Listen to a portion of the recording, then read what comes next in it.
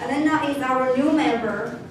She just finished her icebreaker with great sense of humor. And we know she is a piano teacher. And today she is going to deliver her CC number 2 speech. Her New Year resolution is to learn to be happier with her life. Very simple, but need a lot of fortitude. Now I would call upon our first speech evaluator, Jack Clark, to tell us the objective of Elena's speech.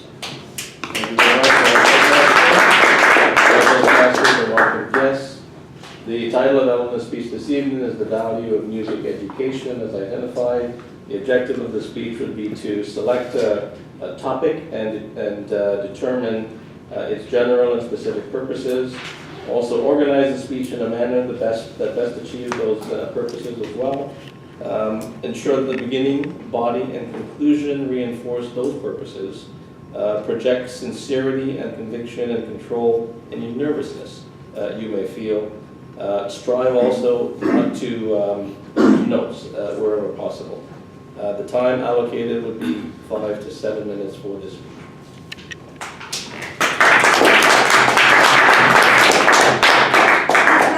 Welcome, Elena, the value of music education. The value of music education, Elena.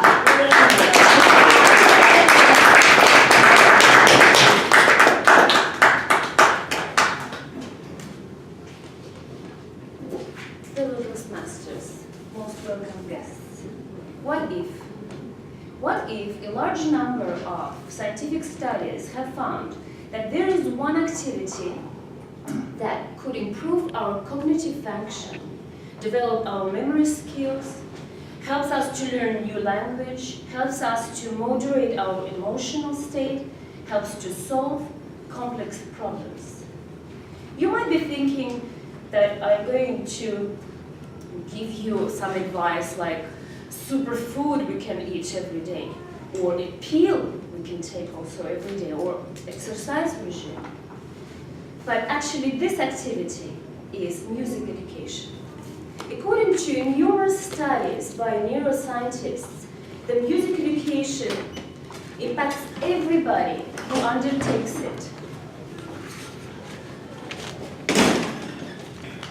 You don't need to be smart to play music. You don't have to be talented to play music.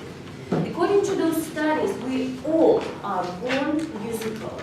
We have to be musical to understand language. It is experiences and opportunities that we have in life that realizes this talent. Today I want to focus just on one of many benefits that music education has, and it is how music feeds and steers our imagination. Music is a creative process, and it comes from the imagination, our musical imagination. And when the musical imagination is ignited, especially in group circumstance, we have an extraordinary power to change lives with music or involve people in music. And this process should start with very, very little children. And it can start in the simplest way. Music is an oral, sonic art. And when I talk about music, I define it as sound, organized in a certain way, running through time. So, with children, we start with imitation, which is the most powerful way of teaching. And if you don't mind, to become 3-year-olds group for me, I will make my point now. So, I will clap, very simple rhythmical pattern, and I want you to clap it back. Ready? Just wait, when I clap and finish, please repeat, okay? One time more.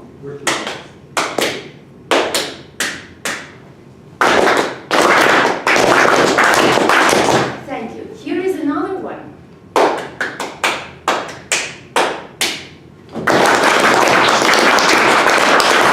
Bravo. Thank you. When we do that with children, what we are doing, we are engaging children in their first oral experience. They need to listen, and as a result of listening, they repeat, and it requires focusing.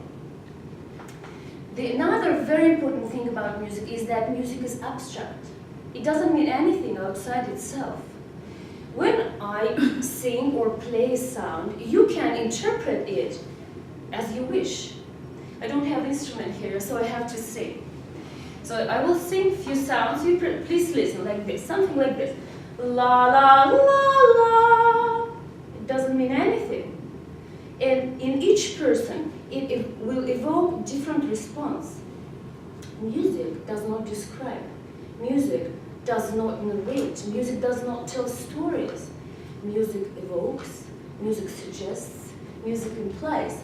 And music opens up the mind of a child in an extraordinary way. This abstraction about music, what offers a child the chance to move into really special world of thinking. We get children, therefore, to try to understand that the most important thing about music is to make their own music. Really, children must make their own music. It doesn't mean that they shouldn't reproduce music, but they must make their own music.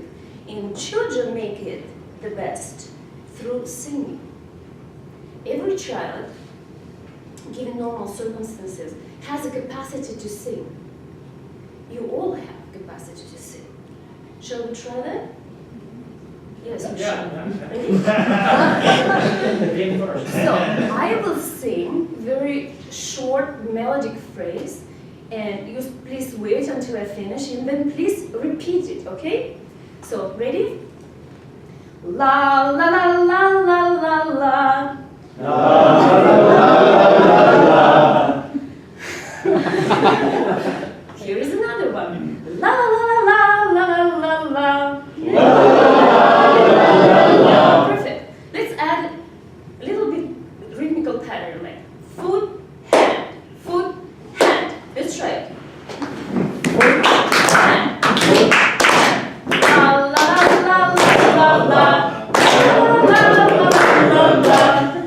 la la la la. I'm impressed, thank you. Through singing is how we engage every child in this wonderful process of music making. Through singing and then teaching how to play instrument, we teach children how to be literate, to read, write, and even analyze. Music education should be essential for every child. It's not just for the talented, it's not luxury, it's not a bonus, it is essential. We take deliberate steps to teach our kids how to eat well, how to exercise, how to take care of themselves, how to make good choices. Why can't we take deliberate steps to raise cognitive capacity through music education of next generation so they could build a better world for themselves?